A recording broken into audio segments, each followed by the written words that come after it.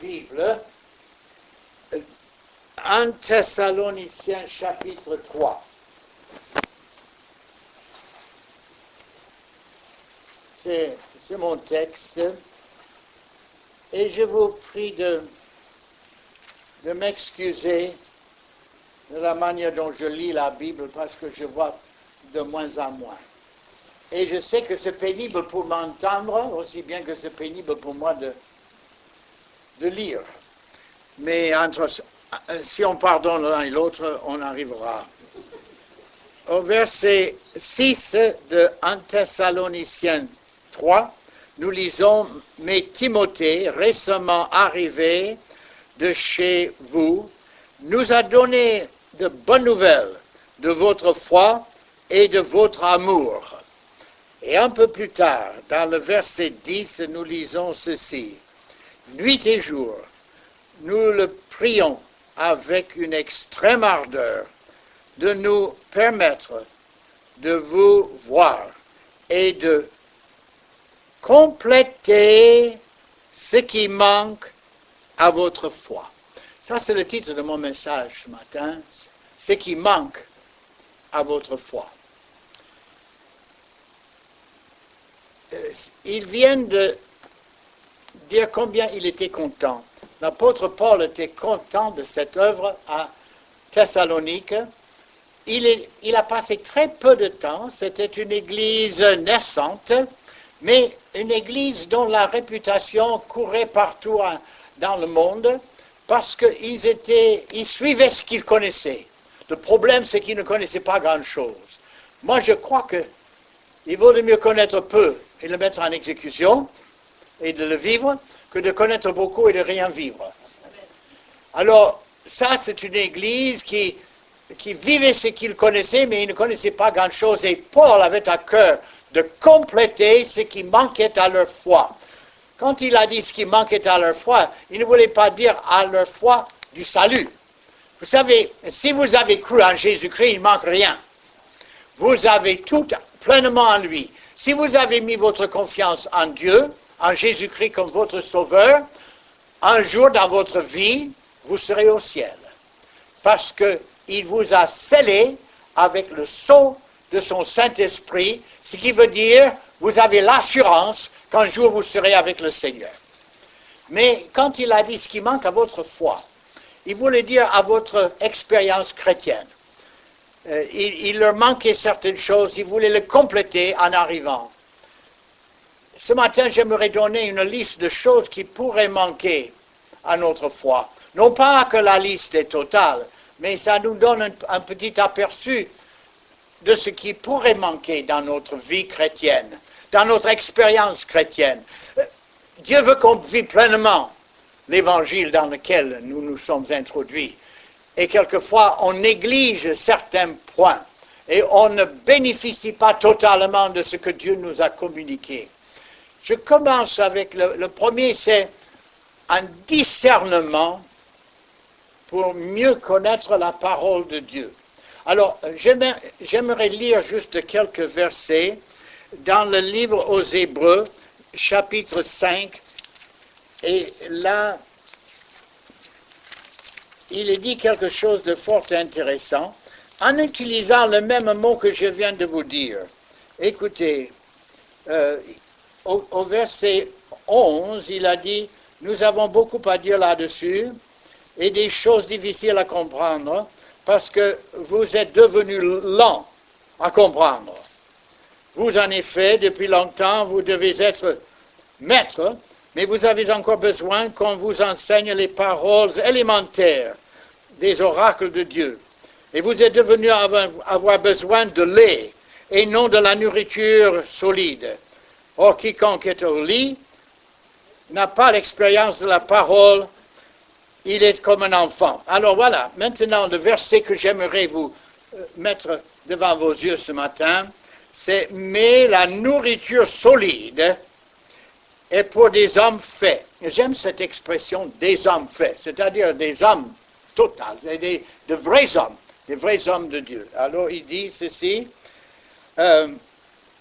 des hommes faits pour ceux dont le jugement est exercé par l'usage, à discerner, voilà le mot, discerner ce qui est bien et ce qui est mal.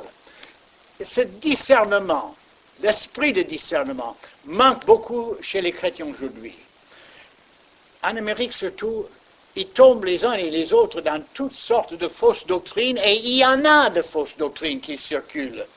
Et Dieu veut qu'on soit enraciné dans la parole, qu'on sait parfaitement ce qu'on croit, et on a la Bible à l'appui. On connaît sa doctrine et on marche par cela. Ceci dit, nous avons aujourd'hui beaucoup de sectes, par exemple des Mormons, des témoins de Jéhovah, et je me demande combien parmi nous, ce matin, seraient capables de refuter ce qu'ils disent dans l'amour et d'amener un témoin de Jéhovah à Christ ou d'amener un Mormon à Christ. Est-ce que nous connaissons vraiment la parole de Dieu? Vous savez, il y a énormément de livres maintenant qui circulent et on a l'impression, et j'ai remarqué cela chez beaucoup de gens, on ne croit pas tout ce qu'un homme dit. On se méfie, parce que quand quelqu'un parle, ça ne veut pas dire ce qu'il dit est vrai. Mais quand on prend un livre et on le lit, on a l'impression que ça doit être vrai, autrement ça ne sera pas dans un livre. Mais il ne faut pas oublier que les livres ont été écrits par des hommes. Et si vous ne pouvez pas croire tous les hommes, vous ne pouvez pas croire tous les livres non plus. Et vous pouvez prendre des livres qui peuvent vous faire beaucoup de mal. Nous avons décidé que dans notre église, dans laquelle on va entrer dans 2 semaines, Dieu voulant, 3, on aura une librairie. Et j'ai demandé à Emmanuel Bozzi et à sa femme de choisir des livres. Parce que je ne veux pas qu'il y ait sur ces étagères des livres qui ne peuvent pas vous édifier ou des livres qui vont vous induire dans l'erreur. Mais que vous puissiez prendre un livre sachant que ce livre est bon et de vous instruire et de connaître afin de discerner ce qui est vrai et ce qui est faux et de pouvoir vraiment être enraciné dans la parole de Dieu, fondé sur elle pour faire face à toutes les erreurs qui circulent aujourd'hui. Ça, c'est pour compléter à votre expérience personnelle. Peut-être il vous manque un peu ce discernement. Peut-être vous ne savez pas ce qui est vrai et ce qui est faux. Alors il faut étudier la Bible. Il faut prendre le temps pour l'étudier. Et peut-être quelques-uns de ces livres, peut-être avec la Bible, vous allez arriver à bien connaître, parce que c'est merveilleux d'avoir une église remplie des hommes faits, des hommes solides sur lesquels on peut compter, qui connaissent la parole de Dieu et qui marchent d'après elle. La deuxième chose que je veux souligner ce matin, c'est une foi qui obtient. Il y a beaucoup de gens qui prient, mais souvent les prières ne sont pas exaucées. Ils prient, mais on dirait presque qu'ils prient en vain. Est-ce qu'on peut prier et obtenir par la foi? Eh oui, c'est justement. Dieu veut qu'on prie et qu'on obtienne, mais comment se fait-il que certains obtiennent et certains d'autres n'obtiennent pas? Vous dites, oui, mais moi, je n'ai pas beaucoup de foi. Mais j'ai de bonnes nouvelles pour vous. Il ne s'agit pas d'avoir beaucoup de foi. Jésus a dit, si vous avez la foi comme un grain de sénévé, vous savez combien petit, comment il est le grain de sénévé? Il est tout petit comme ça, entre mes doigts là. Et puis, c'est tellement fragile. Vous pouvez prendre un grain de sénévé, et si vous faites ça, ça s'effrite et ça tombe par terre. Exactement comme une feuille morte. Un tout petit morceau de feuille morte, vous faites ça, ça s'effrite et ça tombe par terre. Mais il y a une énorme différence entre une feuille morte et un grain de sénévé. Et quelle est la différence? La vie. Il y a la vie dans le grain de sénévé. Vous pouvez avoir une tonne de foi, mais si vous n'avez pas la vie dans cette foi, ça ne vaut rien. Il faut que votre foi ait la vie en elle. Et vous dites, mais comment avoir la vie dans la foi? C'est d'après votre conception de Dieu. Celui qui s'approche de Dieu doit croire qu'il est, et qu'il est le rémunérateur de ceux qui croient en lui. Alors, votre optique de Dieu détermine votre foi. Quand on s'approche de Dieu, il faut être sûr que Dieu est là. Prenez le temps d'être dans sa présence. Sachez que vous priez à celui qui peut répondre à n'importe quoi. Rien n'est impossible à Dieu. Alors mettez ça dans votre tête. Pour Dieu, rien n'est impossible. Et quand vous priez, si votre Dieu est grand, votre foi sera plus grande. Plus vous connaissez Dieu, plus grande sera votre foi. Ça dépend de votre optique de Dieu. Et puis il y a les promesses de Christ. Demandez et vous recevrez. Dieu veut qu'on prie avec foi et qu'on obtient. Il a dit, demandez. Jusqu'à présent, vous n'avez rien demandé à mon nom. Demandez et vous recevrez, afin que votre joie soit parfaite. Vous savez ce que Dieu aime? Il aime nous donner ce qu'on a demandé. Ça lui plaît de donner ce qu'on lui demande. On doit être dans une telle communion avec Dieu, de demander et de recevoir. Nous devons être une église qui prie et qui reçoit, qui prie pour de grandes choses. Au fur et à mesure que Dieu exauce nos prières les unes après les autres, notre foi augmente de plus en plus et on a le courage de demander des choses impossibles et de les voir arriver. Ça, peut-être ça manque à votre foi, à votre expérience chrétienne. Peut-être ce n'est pas le discernement, peut-être c'est ce manque de foi qui obtient. Je passe au troisième, c'est le fruit. Et Jésus a dit que votre fruit, que vous ayez du fruit et que votre fruit demeure. Dieu veut qu'on ait du fruit, du zèle dans notre évangile. C'est d'aller et de parler aux gens, de témoigner. On manque tellement d'occasions. Moi, je suis le premier à l'admettre. On manque des occasions. Dieu nous amène quelqu'un devant nous et au lieu de parler de Christ, on le laisse partir comme ça. J'aimerais vous poser une question. Est-ce que votre entourage, au travail, là où vous habitez, à l'école, est-ce que les gens savent que vous êtes chrétien? Est-ce que vous leur avez dit? Est-ce que votre lumière luise dans les ténèbres? Il n'y a pas un endroit plus merveilleux que les écoles pour témoigner. Les élèves qui sont dans l'école, ils se côtoient avec d'autres. Ils doivent parler de leur foi. Et la joie des jeunes, c'est d'amener leurs camarades les uns après les autres dans les réunions. Ça doit être une partie. Est-ce que ça manque à votre foi, à votre expérience chrétienne? Souvent, Dieu veut aussi qu'on gagne des âmes. C'est une joie de gagner des âmes. Heureux celui qui en gagne. Béni soit-le. Celui qui gagne des âmes. Et pour gagner des âmes, il faut leur demander s'ils veulent être sauvés. Quand vous parlez avec quelqu'un, et vous voyez que la personne est touchée, il faut demander à un moment donné, il faut dire, est-ce que vous aimeriez être sauvé maintenant? Vous savez que c'est la question la plus dure à poser dans votre vie. Chaque fois que j'arrive à ce moment-là, mes yeux tremblent. Chaque fois, même encore. C'est la question la plus dure à poser, beaucoup plus dure que de dire à une jeune fille, est-ce que tu veux m'épouser? Pourtant, il y a des gens qui tremblent à ce moment-là. Mais vous savez, de demander à quelqu'un, est-ce que vous voulez accepter le Seigneur maintenant? Mais si vous ne lui demandez pas, comment voulez-vous qu'il accepte? Il faut lui poser la question. C'est comme ça qu'on gagne des âmes. Il y a toujours quelque chose pour nous à faire. Le zèle de notre salut. J'ai lu ce matin quelque chose qui m'a fait chaud au cœur. Il y avait cette dame âgée. Elle était bien âgée, je ne m'appelle pas son âge maintenant, mais bien avancée. Et elle a dit à son pasteur, j'aimerais enseigner une classe le dimanche matin, à l'école de dimanche. Le pasteur l'a regardé, il a dit, vous êtes trop âgée, madame, pour que je puisse vous confier une classe. Elle était très attristée, elle est allée à la maison, elle se consolait dans la parole de Dieu, et elle avait un jardin, et elle soignait son jardin, il y avait des fleurs là, et un jeune étudiant chinois est passé par là. Oh, il a dit, madame, j'aime beaucoup vos fleurs. Ah, elle a dit, mais merci beaucoup. Voulez-vous venir dans la maison, prendre quelque chose? Ah oui. Alors, pendant qu'il prenait du thé et quelque chose, elle lui a parlé de Jésus, et combien Jésus l'aimait, et comment il pouvait être sauvé. Oh, il était touché. Le lendemain, il est venu avec un camarade, et il a parlé encore. Et cela a continué. Quand elle est morte,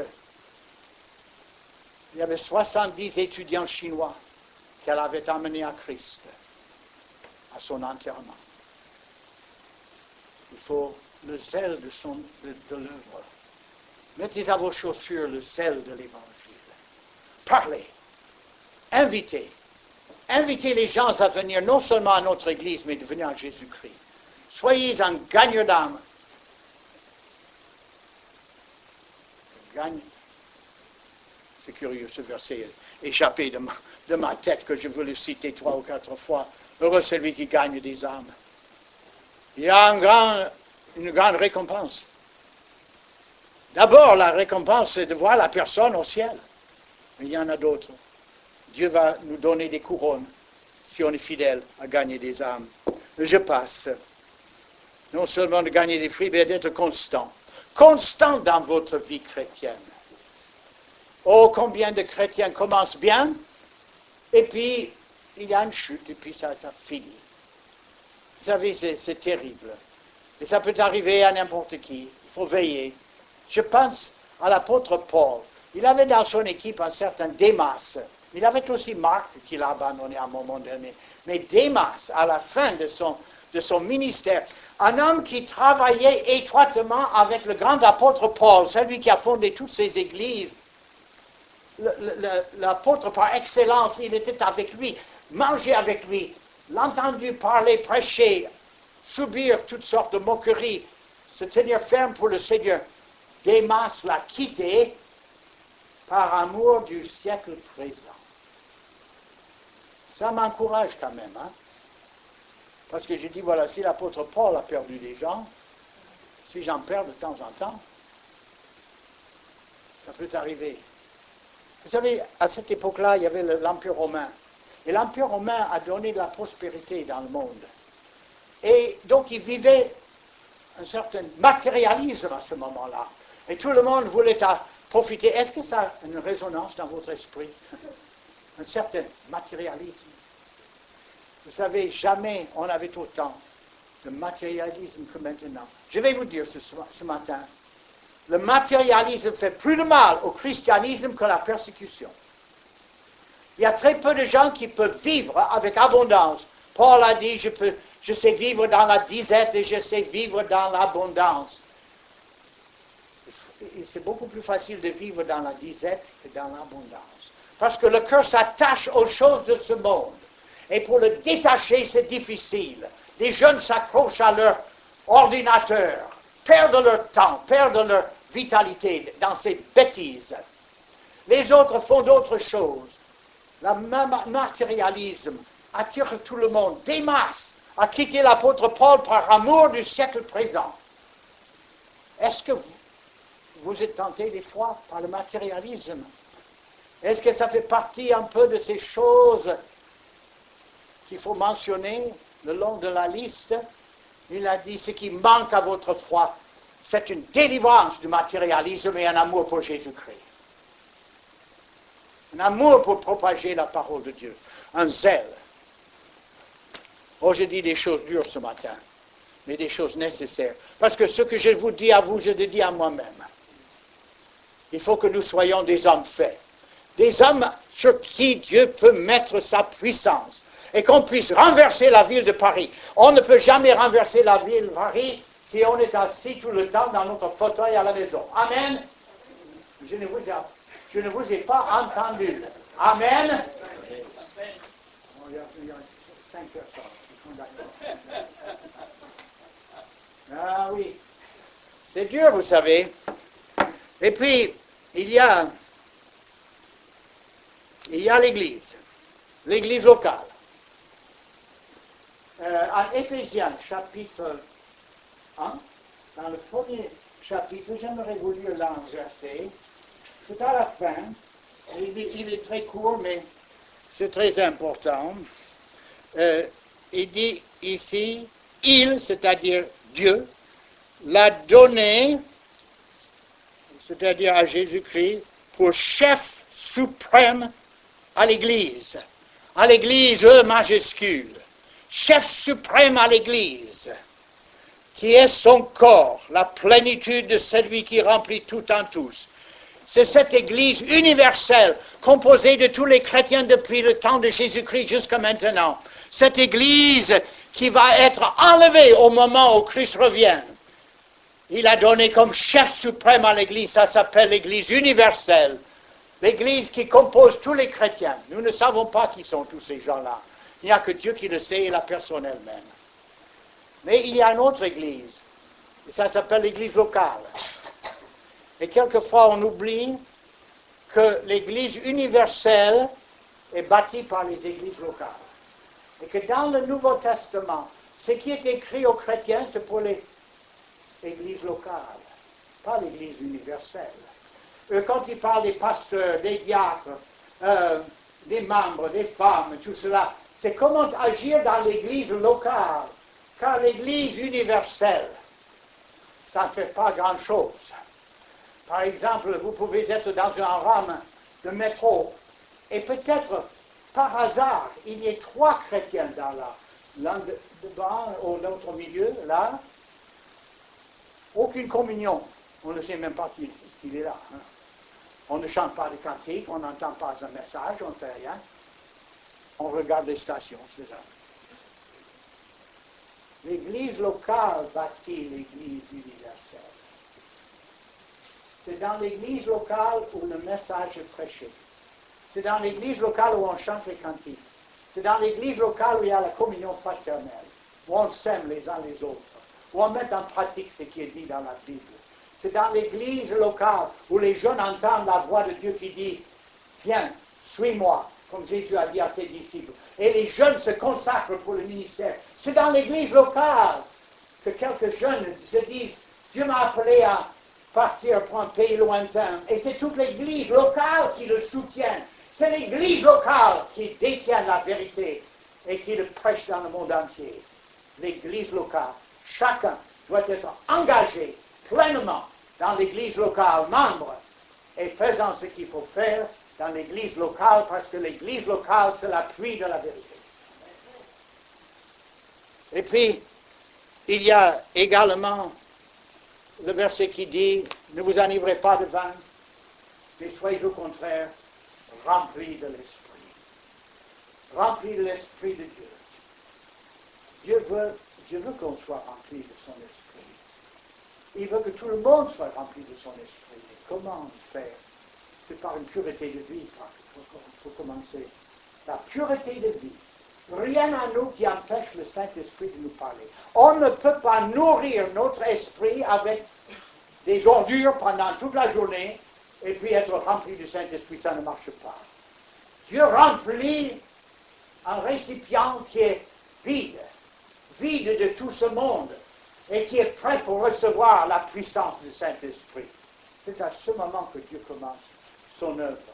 Et vous savez qu'il y a un verset qui dit « Soyez saints, car je suis saint ». Oh, ce verset m'a troublé beaucoup. Pendant des années, je détestais ce verset-là. « Soyez saints ». Je dis « Seigneur, ce n'est pas tellement que je sois saint, mais que je gagne des âmes. » Et puis, toujours à dire « Soyez saints ». Oh là, là, je voulais déchirer ce verset de la Bible. Et pourtant, ce verset est nécessaire. Dieu aime la pureté. Des gens qui sont entiers à lui. Des gens qui sont consacrés à lui. C'est ça la parole. Remplis du Saint-Esprit. Ce qui manque à votre foi, il dit. Ce qui manque à votre foi. Est-ce que j'ai touché à quelque chose qui manque à votre foi, ou est-ce que vous pouvez dire non, tout ça, j'ai bien tout ça en main. Est-ce que j'ai pu toucher quelque chose? J'aimerais finir le message par celui qui me touche le plus, il faut que je le confesse. Celui-là dont je vais vous le lire. Ça se trouve en Philippiens chapitre 3. Je l'ai lu quand j'étais à l'Institut biblique et je l'ai souligné Et quand les gens me demandaient quel est mon verset favori, j'ai toujours donné celui-ci. Mais dans les années après, j'ai trouvé ce verset tellement fort que je l'ai laissé de côté. Je ne pouvais plus le citer parce que ça m'a touché de trop près. Dans Philippiens 3, nous lisons ceci. Si je trouve le verset.